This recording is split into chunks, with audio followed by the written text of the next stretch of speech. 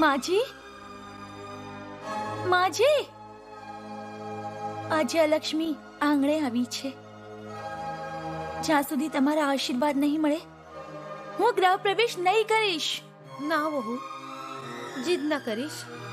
આવું અપશકુન મારાથી નહીં થાય. કેવું અપશકુન માજી? જ્યારે મારી માં વિધવા થઈને મને વિદાય કરી શકે છે તો તમે સામે આવીને કેમ આશીર્વાદ ન દઈ શકો? આંગણે તો તમે જ મારી માં છો અને માના આશીર્વાદ ક્યારે અપશકુન ના હોઈ શકે. માના ચરણોમાં તો સ્વર્ગ હોય છે. અખંડ સૌભાગ્યવતી ભવ. માં, આ ચરણોમાં મને જગ્યા મળશે એનાથી વધારે બીજી સૌભાગ્યની શું વાત હોઈ શકે છે? દીકરી, ચાલ.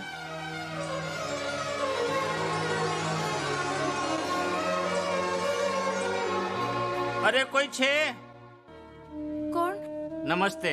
હા. હું ભગવાન દાસની મિલથી મુઆવજાનો ચેક લાવ્યો છું. હા. હા.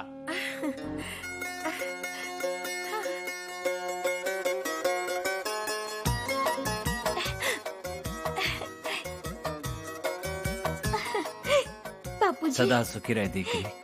હવે આ ઘર તારે સંભાળવાનું છે.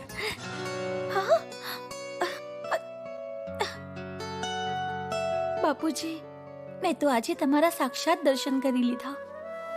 સુખ દુઃખમાં જ્યારે પણ તમારી આ દીકરીને જરૂરત પડશે તો આશીર્વાદ દઈને આમ જ દર્શન દેતા રહેજો.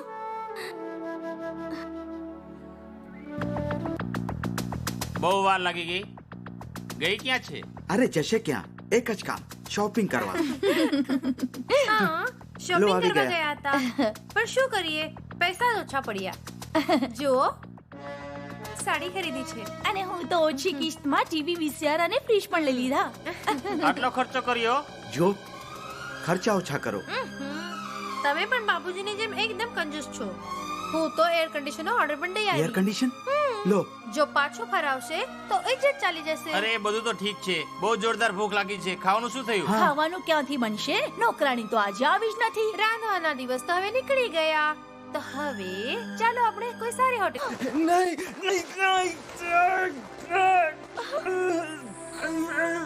મગજમાં બેસેલો ડર નીકળી જશે તો વિષ્ણુ ઠીક થઈ જશે.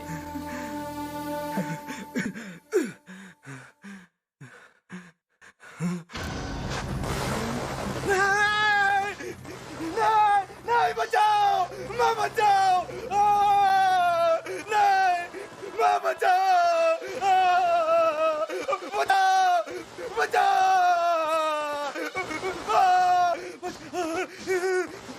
વહુ, આ તો શું કરીએ છે? વિષ્ણુને કંઈક થઈ ગયું તો? એવું કંઈ નહીં થાય માજી. નાનપણથી જ મગજમાં ડર બેસી ગયો છે. એને ઠીક કરવાની કોશિશ કરી રહી છું.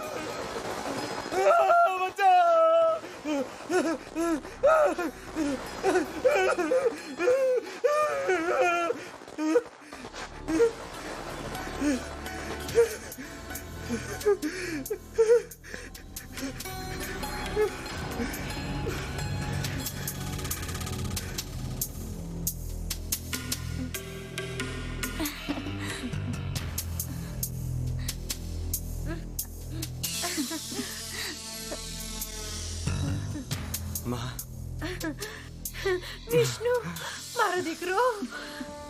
વિષ્ણુ, દીકરી, આજે મને વિશ્વાસ થઈ ગયો કે તું સાચે જ આ ઘરની આંગણની લક્ષ્મી છે. માજી, સદા સ્વાગત રહે અને ખુશ રહે. સમય વીતતા વાર નહીં લાગે. સોચ્યું હતું ખૂબ ઠાઠ મારથી રહીશું આપણે, પણ આજે તો ભીખ માંગવા જેવી હાલત થઈ ગઈ.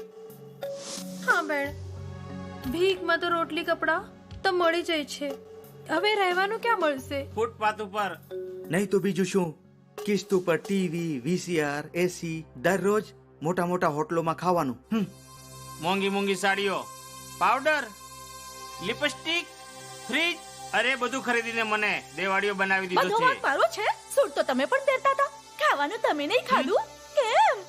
હા? મારા પરફ્યુમ ને પાવડર તમે નહીં વાપરતા હતા. બહેન, ઝઘડવાથી શું ફાયદો?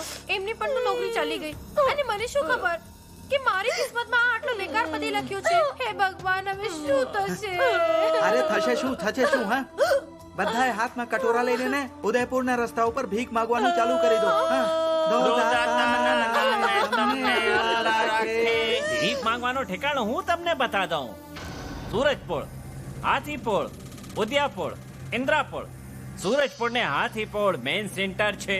ઇન્દ્રાપોળમાં મેઇન બસ ડેપો છે અને ચાંદપોળમાં ઘણા બધા ફોરેસ્ટર આવે છે. ફર્સ્ટ ક્લાસ કમાઈ થઈ જશે. ભાઈ, તમે કેમ દાજા પર મીઠું નાખો છો? અરે કેમ ના નાખું? Why not? જે ઘણા મા બાપને છોડીને ઘરેથી નીકળાવે છે એમના એ જ હાલ થાય છે. છતાં પણ મારા હોવાથી નો પ્રોબ્લેમ, હું તમારી મદદ કરી શકું છું. મદદ? કેવી મદદ?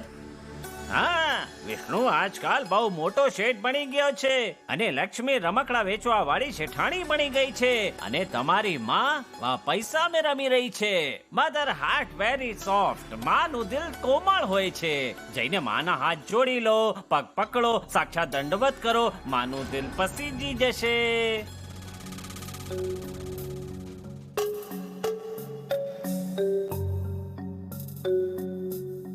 ઉભા રહો. મને માફ કરી દો માં. અમને રસ્તો ભટકી ગયા હતા માં. તમે માફ નહીં કરશો તો કોણ કરશે? તમારી ચરણોમાં થોડી જગ્યા દઈ દો માજી. ચાલ્યા જાઓ અહીંયાથી. તમને જોઈને તો મારા મનના જખમ પાછા ઉભરાઈ એવું આવશે. નહીં બોલો માં, હું બહુ શર્મિંદા છું.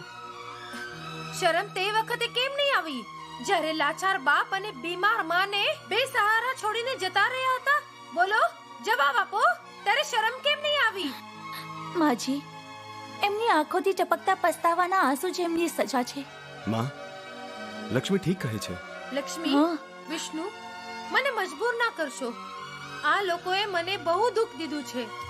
દુઃખની સજા તો સંતાન દેવાથી રહ્યા માજી. આ દુઃખ એનાથી વધારે નથી. જે પીડા સંતાનને જન્મ દેતી વખતે થાય છે. પુત્ર કપૂત હોઈ શકે છે માજી, પણ માતા કુમાતા નહીં હોઈ શકે.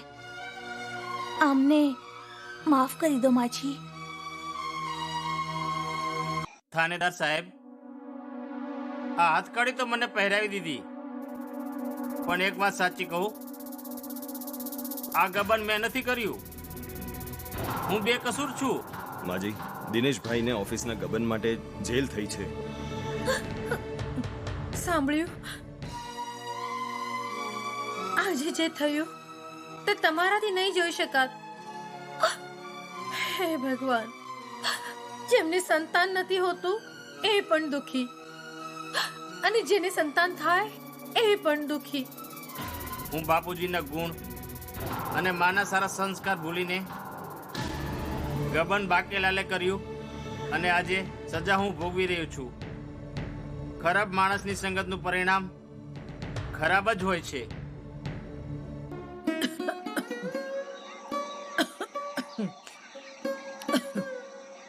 લો માજી, દવાઈ લઈ લો. અરે વહુ, તારી દવાથી તો હું બહુ પરેશાન થાઉં છું. લો ને માજી, દવા નહીં લો તો ઠીક કેમ થશો? લો ને.